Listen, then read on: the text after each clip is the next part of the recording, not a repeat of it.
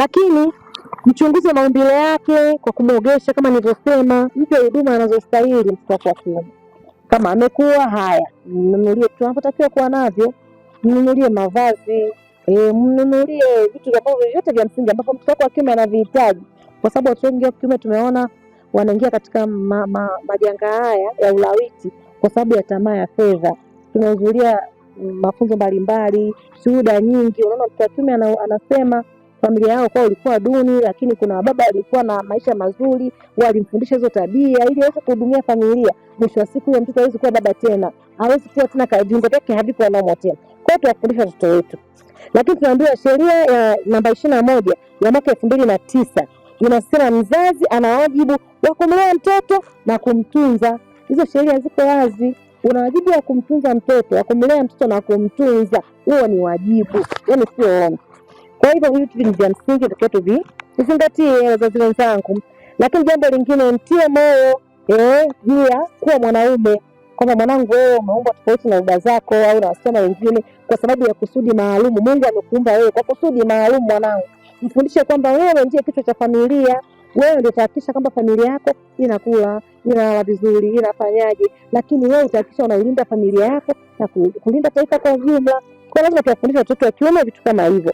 Lakini tumfundishe pia kazi mbalimbali. Mtoto wa kiume anahitaji kufundishwa kazi mbalimbali, kwa mfano kazi za kupika. Wazazi wengi tunaamini shughuli mbalimbali kama kupika ni kazi za wanawake, tunakosea. Kufua, kufanya usafi nyumbani. Tunafundisha watoto wa kiume na shughuli nyingine za ufugaji. Mama anasema kuna watoto watapika peke yao, lakini tunaona watoto wa kiume wengine huko wanapika. Hata mke wake akija kupata shida kwenye maisha yake ya baadaye, unaona mwanamume anaweza kukaa jikoni akapika, lakini hata kuwa na migogoro mbalimbali kwa sababu kuna kazi mbalimbali anaweza kuzifanya mtoto wa kiume.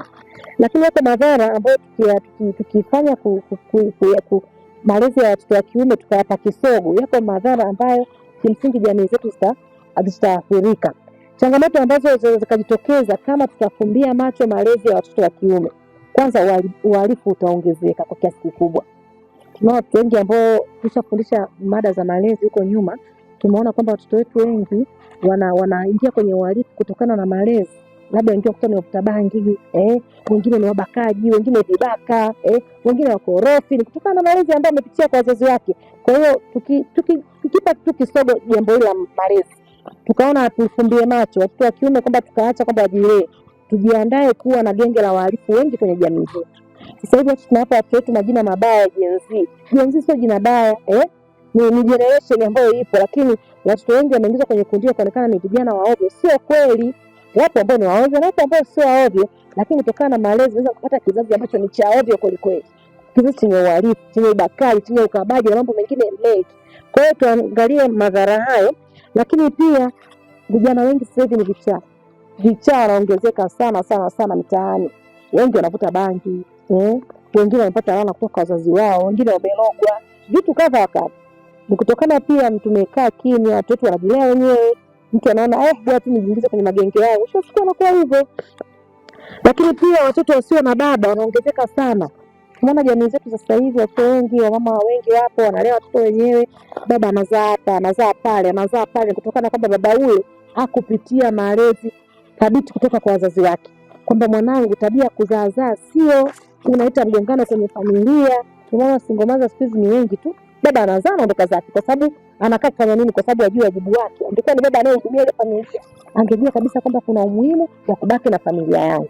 Kwa hiyo tunaona mababa wa mkoa wengi, watoto wengi wanazaliwa baba zao hapo. Lakini pia tumeona single mothers ni wengi sana sasa hivi kwa sababu kina baba wamekuwa adimu.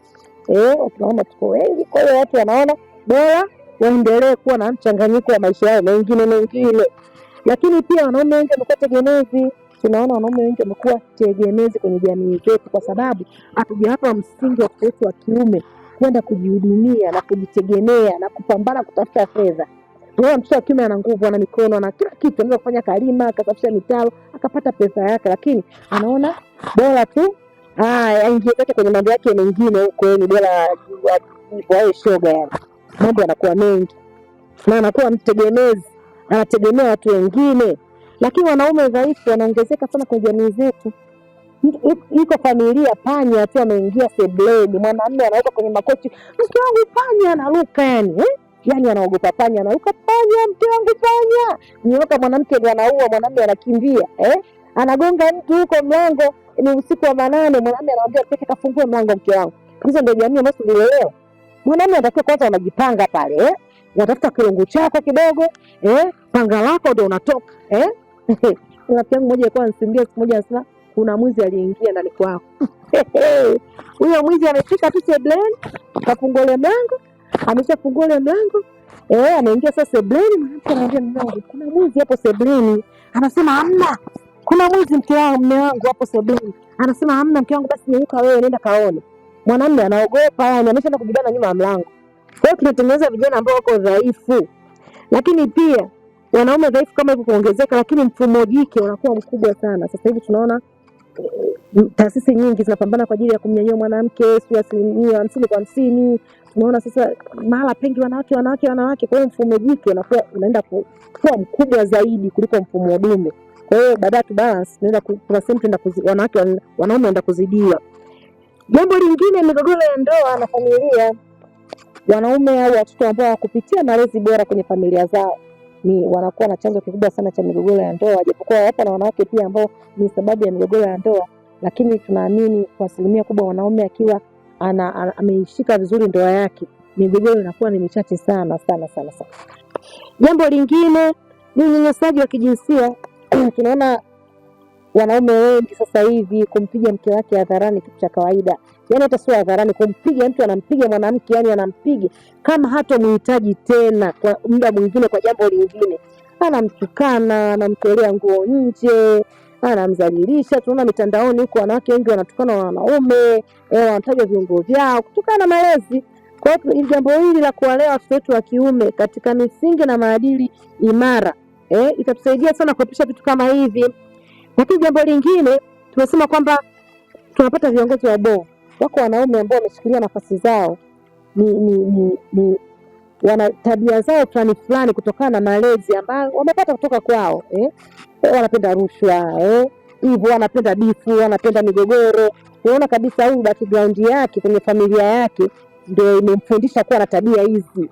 Tunakosa viongozi waadilifu kutokana na malezi mabovu ya watoto wetu wa kiume. Lakini jamii zenye migogoro, mara wamegombana hapa, mara nyumba ya pili imevunjwa, mara siku kuna wizi umetokea hapo, mtoto wa fulani kaenda kuvunja, kaiba kuku, kaiba bata, kaiba ng'ombe, kaiba pikipiki. Sio migogoro haishi kwenye jamii, ni kutokana na malezi ambayo tumeyafumbia macho watoto wa kiume. Lakini nyumba za ibada zinapungua, viongozi wa kiume wanapungua kwa nyumba za ibada. Tunategemea tuwe na watoto wazuri ambao baadaye watakuja kuwa mapadri, watakuja kuwa mashehe kama nilivyosema hapo mwanzo, watakuja kuwa wachungaji, lakini tuanza kuwatafutiza kwa sababu wengi wameingia kwenye mambo ya kidunia, hivyo wanakosekana.